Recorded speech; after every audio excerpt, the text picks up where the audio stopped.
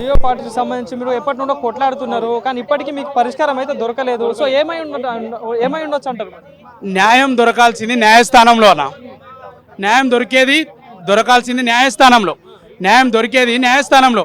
న్యాయస్థానంలో 24 సార్లు పోస్ట్పోన్ అయింది. మేము ఎవరికి చెప్పుకోవాలి మా బాధ? ఈ గవర్నమెంట్ని గెలిపించినందుకు మేము బాధపడాలా లేకపోతే సావాలన్నా మాకు అర్థం కావట్లేదు.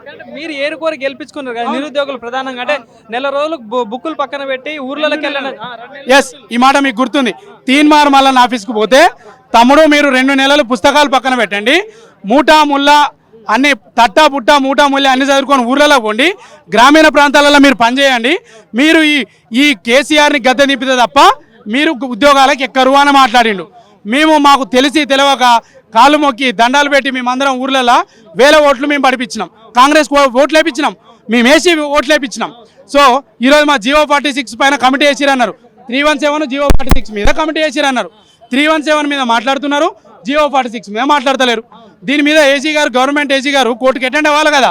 ప్రతిసారి గవర్నమెంట్ తరఫున అడ్వకేట్ గారు వస్తారు, సార్ టైం కావాలి, next week, day after tomorrow మాట్లాడుతూ ఉంటారు. జడ్జి గారేమో నెక్స్ట్ వీక్ అంటే కేసులు ఉంటాయి కదా, వారికి చేయాల్సినవి ఉంటాయి కదా, 2 వీక్స్ అనాల్సి వస్తుంది. 2 వీక్స్ పోతుంది. 2 వారాలంటే మేము ఇయ్యాలవుతుందేమో రేపు అవుతుందేమో అని చెప్పేసి మేము ఎదురు చూస్తూ ఉన్నాం. పోస్ట్పోన్ అయిన ప్రతిసారి 2 వారాలంటే ఇక్కడ రోడ్ల మీద మేము ఏడ బతకాలి? తిండి లేదు, రూములు లేవు, ఉండడానికి ఏడు ఉండాలి? ఇళ్ళకి వెళ్ళిపోతున్నాం, ఏం చేస్తున్నాం ఇంటికాడ అని తల్లిదండ్రులు ప్రశ్నిస్తారు. హైదరాబాద్కి వస్తేనేమో వారం రోజులు 2 వారాలు అంటే ఏడు ఉండాలి. మేము ఇక్కడ పండుకోవాలా? మేము రోడ్డు మీద పండుకుంటాం, న్యాయం చేస్తాం 1 నెల తర్వాత అని చెప్పండి, నేనే పండుకుంటాం. మరి అట్లా చెప్పండి. 7 నెలలు అయిందన్న గవర్నమెంట్ వచ్చి, కానీ గతంలో వీళ్ళందరూ ఎవరైతే ఇప్పుడు గెలిచిన 64 మంది ఎమ్మెల్యేలు మంత్రులు కూడా మీకు హామీ ఇవ్వడం జరిగింది, కంపల్సరీ గవర్నమెంట్ రానివ్వండి మీకు న్యాయం చేస్తా అని చెప్పడం జరిగింది. మరి ఎవరైనా కలుస్తుంటే స్పందిస్తున్నారా? మరి స్పందిస్తున్నారన్న. నిన్న వేటు న్యూస్లో మీరు చూసి ఉంటారు. నిన్న మొత్తం న్యూస్లో కోమటిరెడ్డి వెంకటరెడ్డి గారికి మా బాధితుడు ఫోన్ చేస్తే 46 లేదు, 317 లేదు, మీరు వెళ్ళి సీఎం గారిని కలవండి.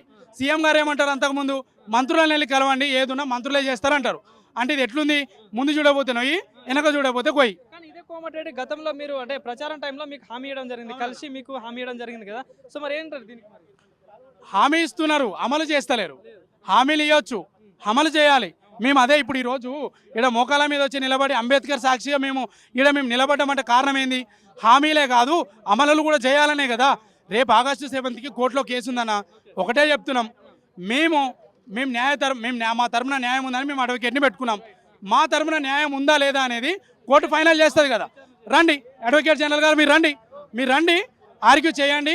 మా కేసులో దమ్ముంటే మేము గెలుస్తాం, మేము ట్రైనింగ్ పోతాం. లేకపోతే మేము ఇదే తట్టాపుట్టా ముళ్ళే చదువుకొని ఊర్లకే పోతామో, లేకపోతే ఇంకో నోటిఫికేషన్కి ప్రిపేర్ అవుతామో, ఏదో ఒకటి చేస్తాం కదా. ఆలోచన పెట్టుకొని మెంటల్ ఖరాబ్ అవుతుంది. గ్రూప్ 2 అంటే గ్రూప్ 3 డిఎస్సి వాటి మీద స్పందిస్తున్న గవర్నమెంట్ ప్రధానంగా మీ దాని మీద ఎందుకు స్పందించలేదు కావచ్చు అంటే ఏం చెప్తారు? ఒక్క మాట అయితే చెప్తామన్నా, ముఖ్యమంత్రి గారు అనుకుంటే కానిది ఏదైనా ఉంటుందా? ఇప్పుడు ముఖ్యమంత్రి గారే అనుకుంటే కానిదేమని ఉంటుందా కదా? ఆల్ ఆఫ్ గవర్నమెంట్ ముఖ్యమంత్రి గారి చేతిలో ఉంది, మరి చేయాలి కదా. ఎందుకు చేస్తలేరు? మేము మనుషులం కదా, మాకు 120 మార్కులు ఉన్నాయి కదా. నాకు 118.5 మార్క్స్ వచ్చినాయి. ఇదే హైదరాబాద్ సైబరాబాద్ రాచకొండలో 101కి కట్ ఆఫ్ అయింది. నాకు ఆయనకు 38 మార్కుల తేడా, 38 మార్క్స్ డిఫరెన్స్. 1 మార్కు రావాలంటేనే ఎన్నో నిద్రలేని రాత్రులు గడపాలి. 38 మార్కుల డిఫరెన్స్ వచ్చి నేను రోడ్డు మీద ఉన్నా, మార్కులు లేని వాళ్ళు పోయి ట్రైనింగ్లో ఉన్నారు. అలాంటప్పుడు మరి సీఎం రేవంత్ రెడ్డి గారికి మరి సీఎం పదవి ఎందుకన్నా? 64 సీట్లు వచ్చినాయి, ఆయన సీఎం అయ్యాడు. ఇలా నా 123 మార్కులు వచ్చినాయి, 122 మార్కులు వచ్చినాయి. ఇలా నేను రోడ్ల మీద తిరుగుతున్నా, ఇలా 60 మార్కులు వచ్చినావు, నీకు ఇవాళ జాబ్ ఇచ్చినావు. ఇలా నువ్వు 64 సీట్లు తీసుకున్నావు, నువ్వు సీఎం ఎందుకు వస్తున్నావు? 39 మార్కులు వచ్చినావు బీఆర్ఎస్ గవర్నమెంట్ కి